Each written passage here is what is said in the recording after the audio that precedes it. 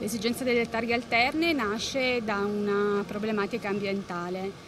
Il monitoraggio delle centraline ha segnalato un livello di inquinamento che ha dato la necessità di verificare il transito, i numeri dei transiti. E questo è il punto tanto contestato dai tassisti acquei. A loro dire, la centralina presente, ad esempio in Rio Novo, cioè a 2 passi da Piazzale Roma, con le emissioni dei motoscafi e quelle dei trasporti merce, congloberebbe anche quelle di tutti i mezzi in transito lungo Piazzale Roma, appunto, e non ultime dei riscaldamenti di case e alberghi nel periodo invernale.